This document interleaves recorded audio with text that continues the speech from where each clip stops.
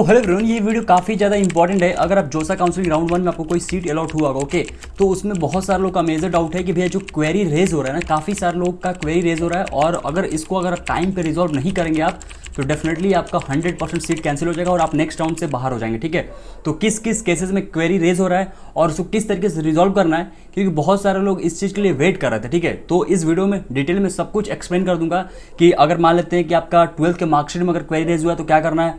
बहुत सारे लोग कैटेगरी सर्टिफिकेट में क्वेरी रेज हुआ है, बहुत सारे लोगों को मेडिकल सर्टिफिकेट में क्वेरी रेज हो रहा है। ओके, तो इन सारे चीज़ों का सॉल्यूशन क्या है सब कुछ बात करेंगे। वीडियो को लास्ट तक जरूर देखिएगा और चैनल पर सब्सक्राइब कर लीजिए। ठीक है, और आपको पता है सीसेप काउंसलिंग सपोर्ट लॉन्च हो चुका है, तो जाकर ज्वाइन कर सकते हैं आप। नीचे डिस्क्रिप्शन में लिंक शेयर कर दिया, ओके, जिसमें आपको डेली कॉल सपोर्ट मिल रहा होगा, गूगल मीट डेली हो रहे होंगे, आपके रैंक पे इस बार कट ऑफ ट्रेंड के अकॉर्डिंग आपको चॉइस में पीडीएफ मिल रहा होगा। ओके, और आपको ये चीज़ मैं बताता हूँ कि लास्ट डेट इसका 20 तारीख है, 20 जून, और उसके बाद इसका प्राइस इंक्रीज होगा, तो जल्दी जाकर ज्वाइन कर लीजिए। ओके, सो बात करते हैं क्वेरी रेज होगा तो कैसे पता चलेगा। ठीक है, और हमारा जो डॉक्यूमेंट वेरिफिकेशन है वो सक्सेसफुल होगा तो कब पता चलेगा। देखो बेसिकली आपको क्या करना है, जब आप पेमेंट लास्ट कंप्लीट करोगे तभी आपका सब जो है वेरिफिकेशन स्टार्ट होगा। ठीक है, तो अब उसमें पेमेंट कंप्लीट करने के बाद आपको फ्रिक्वेंट 1 घंटे 2 घंटे 3 घंटे पे चेक करते रहना है लॉगिन करके। ठीक है, वहां पे आपको जब क्वेरी रेज होता है तो आपको मेल भी आता है कि there is an discrepancy found in your uploaded document. तो उसमें आप क्या करोगे कि लॉगिन करो और वहां पे डॉक्यूमेंट सेक्शन में जाओगे तो वहां पे रिमार्क भी लिखा रहता है कि किस डॉक्यूमेंट में आपके मान के चलो कि क्वेरी रेज हुआ है। ठीक है, जैसे मान लेते हैं बहुत सारे लोग जो 12th का मार्कशीट अपलोड किए हैं डिजी लॉकर वाला नहीं अपलोड किए, ठीक है, या फिर उनका ओरिजिनल नहीं है, तो उस केस में बहुत सारे लोग क्या किए कि जो आपके रिजल्ट ऑनलाइन निकलता है ना, जो इलेक्ट्रॉनिक वाले होते हैं उसी को अपलोड कर दिए। तो उस केसेस में बहुत सारे लोगों को ये बोला गया है कि आप उसको क्या करोगे, अटेस्ट करा लो अपने प्रिंसिपल से, मतलब कि स्कूल से। ठीक है, उस केस में इसका सॉल्यूशन ये है, या फिर आप डिजी लॉकर वाला अपलोड कर लो। ठीक है, डिजी लॉकर को अटेस्ट कराने की जरूरत नहीं है, वो चल जाएगा, वैलिड, कोई इशू वाली बात नहीं है। ठीक है, दूसरा केस क्या है कि बहुत सारे लोगों का क्या है कि आपका जो कैटेगरी सर्टिफिकेट है जो फॉर्मेट में नहीं है या फिर कह लो कि उसमें कोई इशू है, तो उसके साथ उनको ये बोला जाता है जो कि सेल्फ डिक्लेरेशन फॉर्म है ना, मतलब कि ओबीसी एनसीएल के लिए, तो वो साथ में अपलोड कर दीजिए ताकि जब आप फिजिकल रिपोर्टिंग के टाइम जाओ तो वहां पे आपको ओरिजिनल प्रेजेंट कर पाओ। समझ में आया? अब बहुत सारे लोगों को मेडिकल सर्टिफिकेट में इशू आ रहा है क्योंकि वहां पे या तो उन्होंने डेट मिसिंग कर दिया है या फिर गलत फिल कर दिया, तो उसके लिए भी क्वेरी रेज हुआ है। तो इन सारी चीज़ों को आप रिजॉल्व कर सकते हो।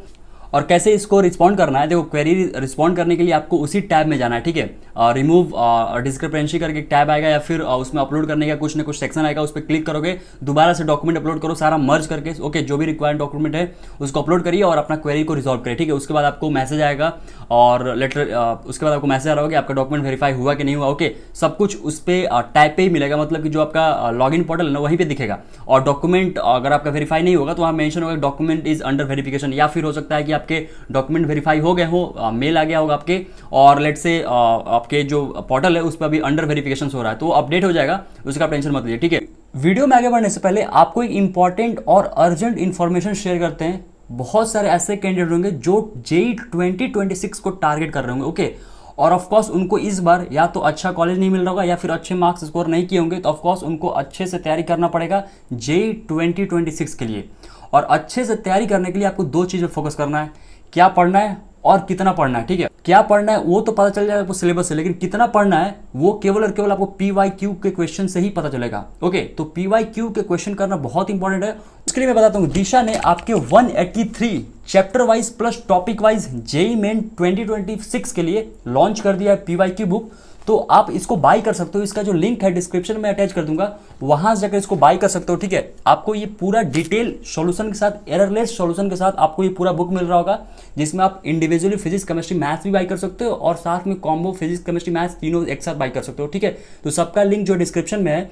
अब इसका इंपॉर्टेंट खास बात क्या है, देखो इंपॉर्टेंट क्या है इसका कि इसमें इंक्लूड किया गया है कोडिंग एंड स्टिकर सिस्टम। इसका मतलब क्या है कि जब भी क्या करते हैं हम लोग, जब भी क्वेश्चन सॉल्व करते हैं उसको सॉल्व करके आगे बढ़ जाते हैं, बट उसको हम लोग वहां पे मार्क नहीं करते हैं कि क्वेश्चन इजी था, मॉडरेट था या टफ था।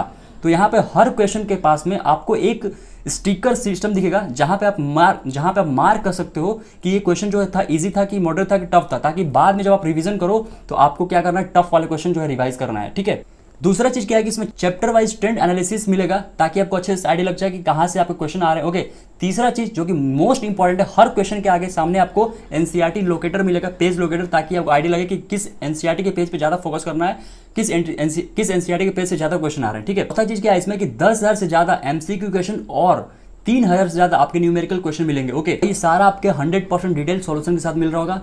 और इसमें आपके 2025 के सारे questions paper including official answer release by NT, तो सारा कुछ मिल जाएगा।